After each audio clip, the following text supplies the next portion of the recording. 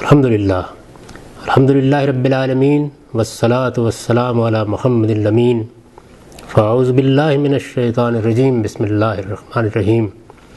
عزیزان گرامی، میں اس وقت بڑھاپے کی دہلیز پر قدم رکھ چکا ہوں۔ میں نے شعور کی آنکھ کھولی تھی تو اس وقت سے ایک ہی آرزو ہے جس کے ساتھ زندگی بسر کی ہے، اور وہ آرزو یہ ہے کہ میں اپنے پروردگار کے دین کو اس طرح سمجھوں جس طرح کہ وہ فی الواقع ہے، اس کی دعوت لوگوں تک پہنچاؤں، اس کے مطابق مسلمانوں کے مذہبی فکر کی تشکیل جدید اور لوگوں کی تعلیم و تربیت کا اہتمام کروں۔ میرے عزیزوں، یہ دین کیا ہے؟ یہ جہانوں کے پروردگار کی ہدایت ہے جو اس نے پہلے انسان کی فطرت میں الہام فرمائی، پھر اپنے پیغمبروں کے ذریعے سے اس کی شرح و وضاحت کی۔ اس سلسلے کے آخری پیغمبر محمد الرسول اللہ صلی اللہ علیہ وسلم ہیں۔ دین آپ ہی کے قول و فعل اور تقریر و تصویب کا نام ہے۔ آپ جس چیز کو دین قرار دیں وہی دین ہے، اور دین کے تنہا ماخذ کی حیثیت اب قیامت تک آپ ہی کو حاصل ہے۔ یہ دین پوری انسانیت کے لیے نازل کیا گیا ہے۔ محمد الرسول اللہ صلی اللہ علیہ وسلم کی بعثت پوری انسانیت کے لیے ہوئی ہے۔ تمام انسانوں کے لیے اس دین کا پیغام یہ ہے کہ لوگوں، یہ عارضی زندگی ہے جس میں تمہیں بھیجا گیا ہے، تمہیں ایک دن اپنے پروردگار کے حضور میں جواب دہ ہونا ہے۔ اس جواب دہی کی بنیاد کیا ہوگی؟ اس کی بنیاد یہ ہے کہ تم میں سے کس نے اس دنیا کی زندگی میں اپنے آپ کو کس قدر پاکیزہ بنایا۔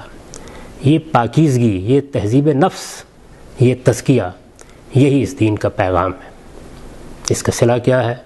اس کا صلہ خدا کی جنت ہے۔ عالم کا پروردگار اس امتحان کی دنیا میں ہمارا انتخاب کر رہا ہے، اپنی جنت کے لیے انتخاب کر رہا ہے۔ وہ جنت جو عیش جاوداں کی جگہ ہے، جس کی سب نعمتیں ابدی ہیں، جس میں نعمت کے ساتھ نقمت اور لذت کے ساتھ الم کا کوئی تصور نہیں ہے، جس کا تعارف قرآن مجید ان الفاظ میں کراتا ہے کہ لا خوف علیہم ولا ہم یحزنون، وہاں نہ ماضی کا کوئی پچھتاوا ہوگا نہ مستقبل کا کوئی اندیشہ۔ جو لوگ اس دین کو ماننے والے ہیں، ان سے اس دین کا پہلا مطالبہ یہ ہے کہ وہ اپنے عمل کو بھی اپنے ایمان کے مطابق کر لیں، خدا کے حقوق ادا کریں، خدا کے بندوں کے حقوق ادا کریں، اور اپنے اخلاق کو اس مرتبے تک پہنچائیں جنہیں پیغمبر صلی اللہ علیہ وسلم نے مکارم اخلاق سے تعبیر کیا ہے۔ ان کی ذات سے کسی کی جان، کسی کے مال اور کسی کی آبرو کو کوئی نقصان نہ پہنچے۔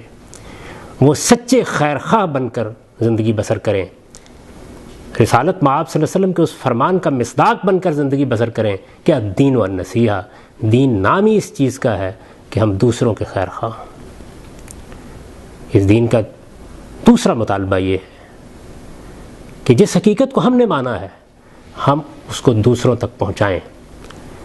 یہ فریضہ ہر شخص پر عائد کیا گیا ہے، اس میں ہر شخص داعی ہے اور ہر شخص مدعو ہے۔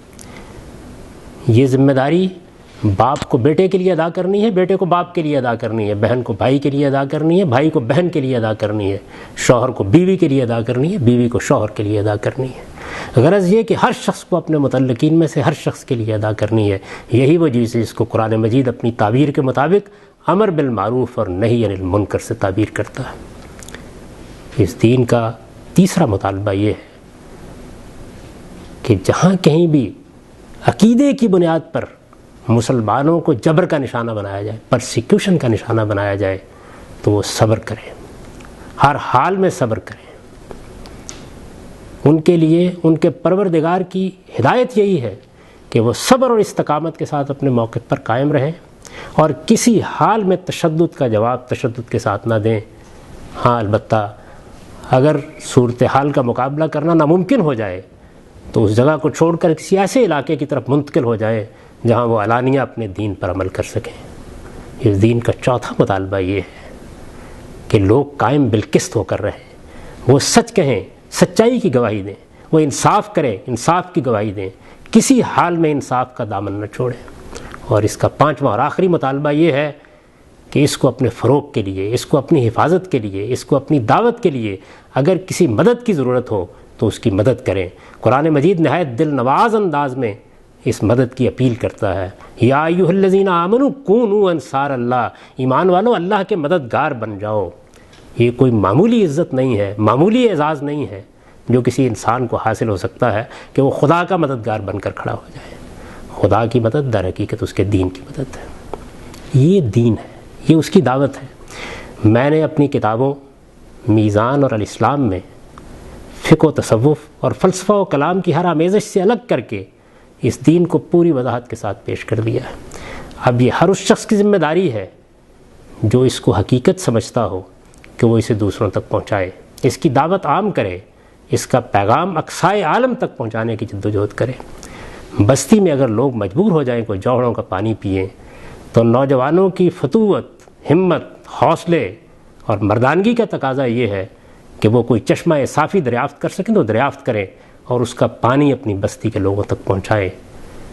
وہ اگر محسوس کریں کہ اندھیروں کی حکمرانی قائم ہو گئی ہے تو چراغ جلائیں، اگرچہ وہ چراغ ان کو اپنے لہو سے جلانے پڑے۔